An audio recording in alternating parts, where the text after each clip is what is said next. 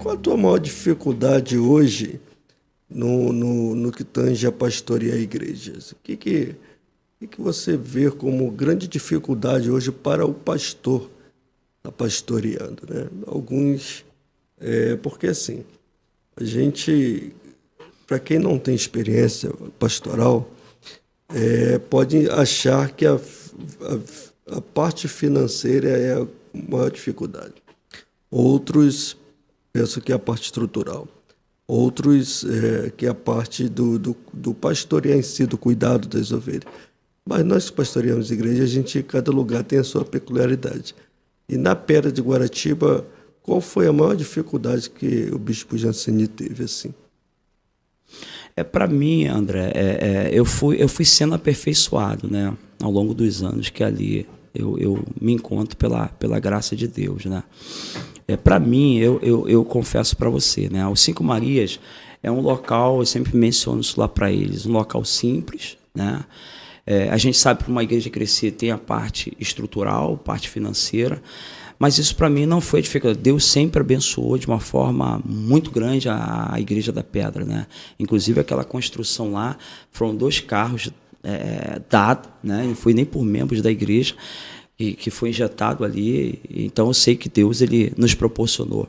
Mas a maior dificuldade para o ministério pastoral, André, eu posso tirar por mim, é hoje o apacentamento. A gente apacentar hoje, ser pastor de igreja hoje não é fácil. É um desafio. Eu aconselho a todos, você que está me ouvindo, tem que chamar de Deus, meu amado. Tem que ter vocação. Porque se não tiver, André, se não for preparado, vocacionado para tal, não suporta os baques do ministério pastoral. Porque envolve essa parte estrutural, envolve família, envolve parte financeira, envolve parte emocional, envolve habilidade em aconselhar. Porque o pastor ele vive mais tempo embaixo com as ovelhas, a habilidade de resolver conflitos, né? Então, o pastor ele tem uma gama de coisas. O ministério pastoral é solidão, né? Então, se o pastor ele não estiver preparado, André, emocionalmente, para aquilo que ele vai enfrentar, forjado, eu sempre falo isso, forjado no fogo, ele não suporta as demandas do ministério. Ele não suporta, porque é um peso muito grande, muito grande. E para mim, eu confesso para você que um fator primordial para mim foi a minha escola. A minha escola, naquele centro de recuperação, foi todo o meu diferencial. E eu confesso para você, muitas coisas, principalmente na área de aconselhamento, André, em resolver situações da igreja, com a graça de Deus, me vem do período que eu passei de lá. Eu passei lá no centro de recuperação.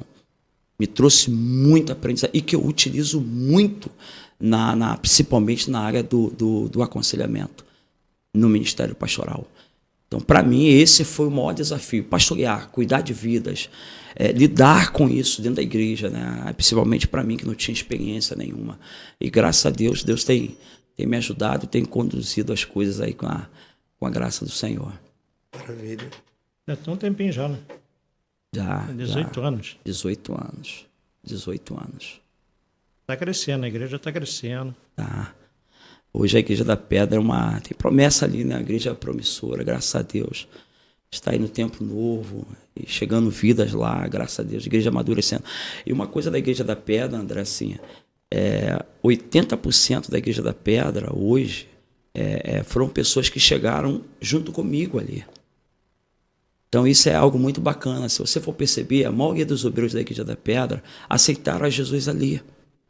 E foram apacentados por mim. Estudaram no seminário da missão. São obreiros que vestiram a camisa da missão. Então isso para mim também foi um fator, lógico, me deu um trabalho maior, porque chegaram, tiveram que ser cuidados, né? Mas hoje esse é o diferencial da Igreja da Pedra.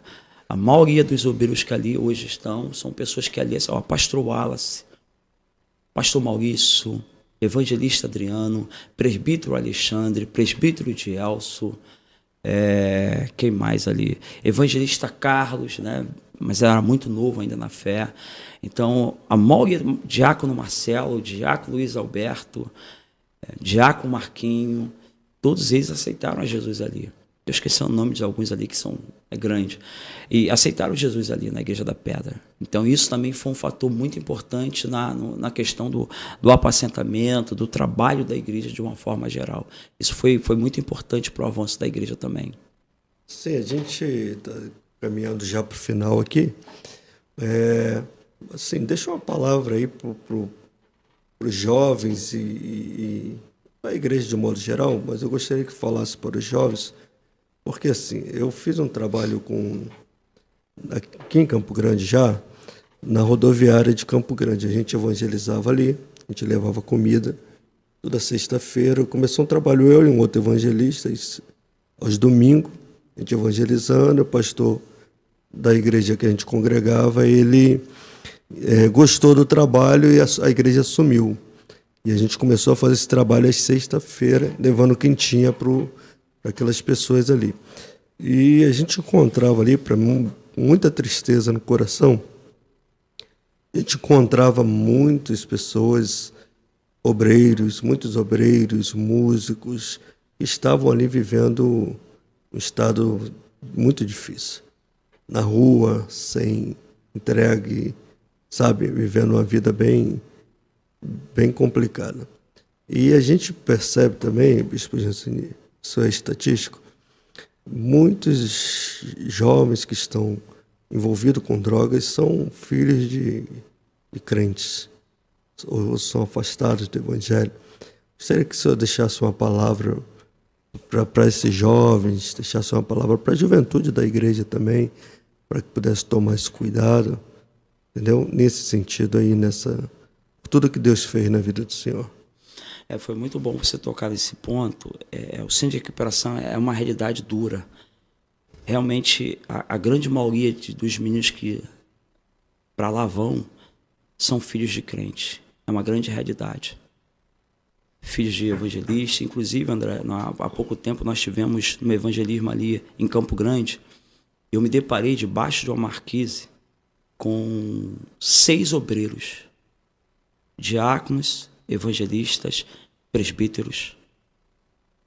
Eram pessoas que estavam dentro da igreja exercendo o ministério e que perderam tudo. Vou resumir aqui porque a gente está fechando. Encontrei debaixo da marquise, ali em Campo Grande, no estádio ali do Campo Grande.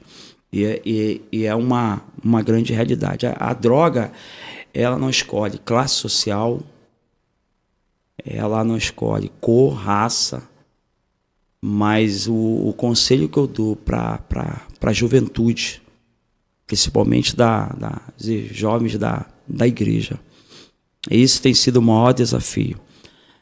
A Bíblia fala que os filhos de Eli não conheciam a Deus.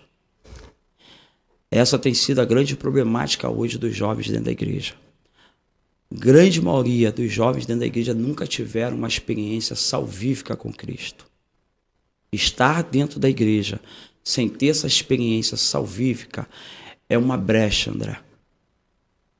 É passar um tour dentro da igreja. Eu conheço vários meninos que estavam dentro da igreja, e isso eu estou falando de agora, estou falando da minha época, não. Inclusive, uma mãe recentemente me procurou, o filho dela era líder do Ministério de Louvor. E hoje o filho dela está no mundo das drogas. Mas ele começou como? Ele começou se esfriando na fé, começou a se afastar da igreja, começou a procurar os amigos, né, entre aspas, e começou a usar maconha, e depois passou a usar cocaína, e hoje ele está mergulhado no crack. E era um menino que estava em cima do púlpito ministrando louvor há pouco tempo. E a mãe dele falou comigo, eu não sei mais o que fazer. Já passou por 4 centros de recuperação e não consegue retomar a vida dele. Então, o que eu falo para os jovens hoje, que estão na igreja, crie um relacionamento com Deus. Um relacionamento verdadeiro. Permita que o Senhor seja o Senhor da sua vida. Busque em Deus aquilo que o Senhor ele tem para você. Cria relacionamento. Porque o jovem, André, que não busca isso e se afasta da igreja, e principalmente todo jovem que se afasta da igreja, o diabo ele não para por aí. O diabo ele arruma de tudo para aprisionar aquele jovem. E muitas das vezes, para aquele jovem, para fazer com que aquele jovem não volte mais. E eu tenho percebido isso. Jovens que hoje, André, estão com a vida arrebentada e não conseguem voltar mais. Porque as drogas, ela afetam não só a parte emocional, mas a parte física para alguns. Então, o meu conselho para a juventude hoje, crie um relacionamento verdadeiro com Deus, sabe?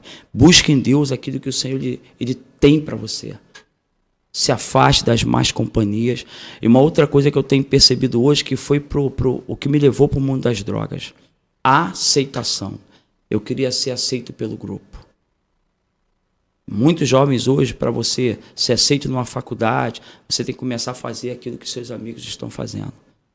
E eu lembro nitidamente, uma das coisas que me contribuiu para entrar para o mundo das drogas é porque eu queria ser aceito pelo grupo. E aquilo foi um dos fatores que foi me levando devagarinho para o mundo das drogas. Porque eu olhava, ficava sozinho, eu via que aqueles amigos dentro do colégio tinham mais status e o Jancelino não tinha. Então eu comecei a procurar aqueles amigos, comecei a andar com eles. Foi quando, dentro desses amigos aí, foi me apresentado as drogas para mim. Então, se afaste das más companhias, crie relacionamento com pessoas que vai te aproximar de Deus. Você que está dentro da igreja, ande com pessoas que vai te aproximar de Deus.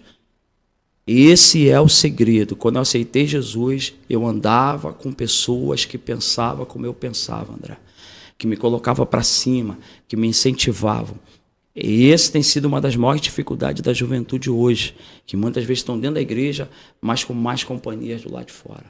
E é essa hora que essas más companhias, que você pode entrar num abismo e fazer escolhas erradas para a sua vida. Então, se afaste de más companhias, crie um relacionamento real e verdadeiro com o Senhor, busque em Deus aquilo que o Senhor tem para a sua vida, que eu tenho certeza que você vai ser feliz, vai viver aquilo que Deus assim preparou para você.